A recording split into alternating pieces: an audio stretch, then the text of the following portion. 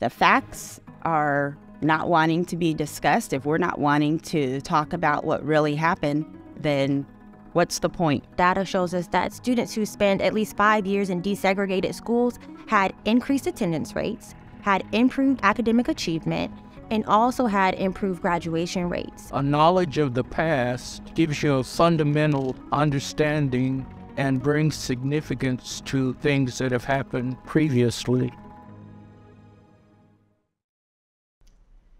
Growing up in Flagstaff, as I can recall, was a very happy time in my life. Most of the people in our neighborhood at that time was African Americans. It was a defined community. Going north, you didn't go past the tracks. And so we don't have that defined community as a black community any longer. The churches are there still in the area, but the people are gone. There have been people that came from the South that said that Arizona was as segregated and as bad as any place that they had ever been in the South. We just knew they didn't have the white and the colored signs and the water fountains like that. But we knew where we could not go. We lived in Central Phoenix at a time when housing was segregated. You could not live in suburbs. You could be a student at Arizona State, but you could not live in Tempe. You couldn't even rent an apartment in Tempe. You couldn't eat on the campus. You couldn't stay in the dorms at Arizona State. But that changed in the early 60s. I went to Booker T. Washington Elementary. Going to a segregated school, all the kids were black at my elementary school. So growing up here in the Valley in Arizona was quite interesting. I was a part of the Black community by way of the church. So my family was very involved in the church. That was really important. So anything that had to do with Black history, knowing what was going on in the area, in our city, like the Martin Luther King March or Juneteenth or Black History Month, that was really my church and my family. But growing up, going to school, I was always one of maybe 2 Black students in my grade.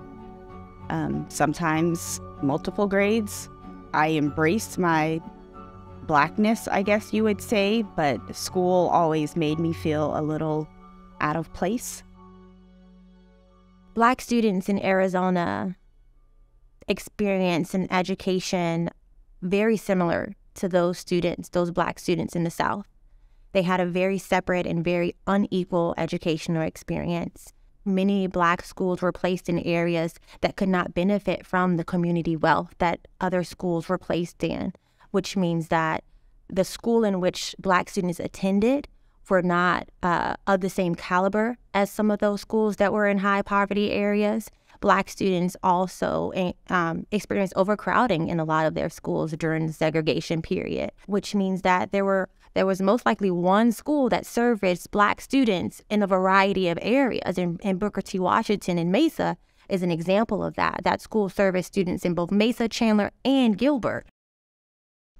The reason it was difficult is because we could not understand how we would be segregated from the first grade until junior high. And you would go to junior high to an integrated school. The schools were segregated through the primary grades from first grade to 6th grade. And then you would go to junior high school. We loved our school. We loved our teachers. We loved everything about our school.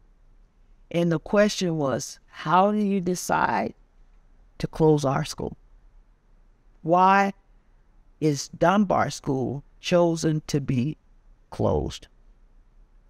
And so when we integrated, we were given a choice of which elementary schools we wanted to attend in Flagstaff. It was a difference because I had no Black teachers at that time. There was no administrators there. So I went from an all-Black school to an integrated school.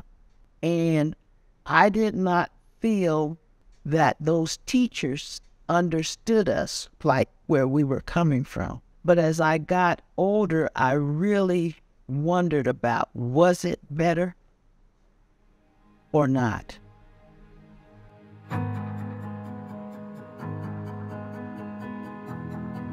Integrating schools was a profoundly good idea.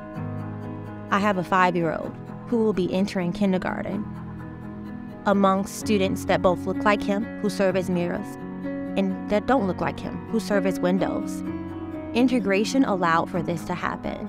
Studies and data and research, longitudinal research shows us that children need to be in diverse atmospheres in order to truly grow and thrive and reach their full potential. This means that they need the opportunity to speak to someone that's of the same race with them and make that connection and feel like they're at home at school, but they also need the opportunity to learn from someone who's different from them and be able to enrich their thinking and maybe break down some biases that they may have. Being the only Black student in my class most of my elementary years was uncomfortable. I felt like I had to represent all Black people.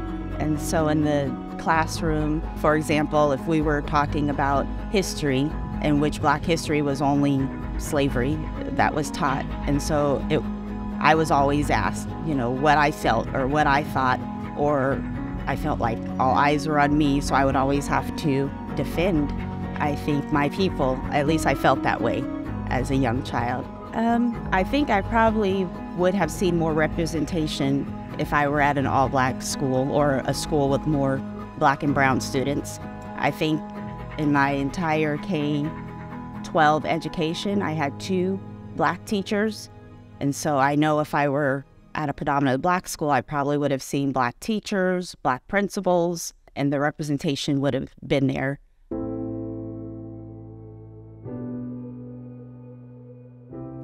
And I remember my 6th grade teacher.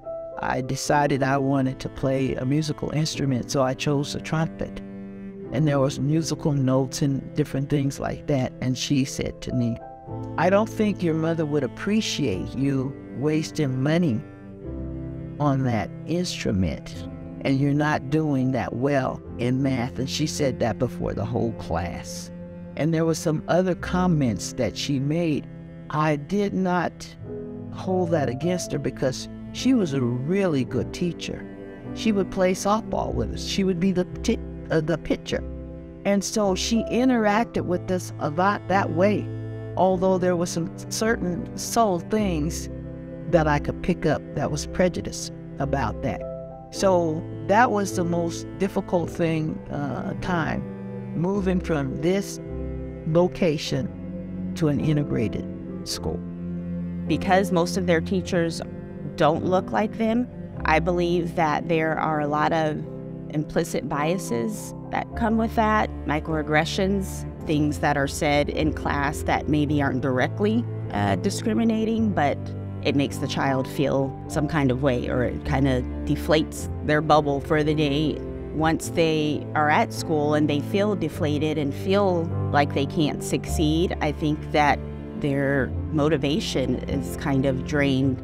They don't feel like school's relevant. They don't feel like there's anyone that's going to fight for them or help them be successful. So I think that's one reason why the dropout rate is higher for us. I moved to Arizona in 2012. I was called to be a part of an organization called Teach for America. And Teach for America has highlighted or identified several different regions in which high-quality educators were needed to come and help close the achievement gap. Phoenix was one of those locations. My calling and my purpose back then is still rings true today, and that's to do my part to help close the education inequity gap for our students, especially students of color. The truth is we're still seeing a large achievement gap with Black students compared to their white counterparts.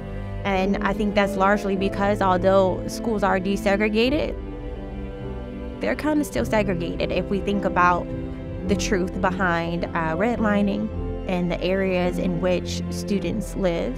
And then also there are disparities in terms of suspensions. Black students, in particular Black boys, are being suspended at much higher rates than their white counterparts or non-minority counterparts.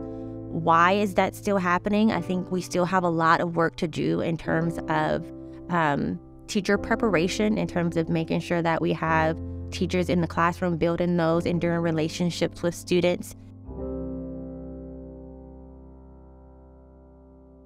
I went back into education because I knew that I was good with children. I knew instinctively that being a teacher was my calling. I think I just didn't want to answer it right away. It's kind of overwhelming sometimes because every school that I have taught at, I'm either 1, 2, 3 of the Black teachers at the entire school. You want to help all of the students that look like you, and it's impossible being one teacher. And so you end up getting the students that are labeled behavior problems because they think you're a good teacher and you can handle it. So it just kind of becomes a little overwhelming because you can't help everybody, you know.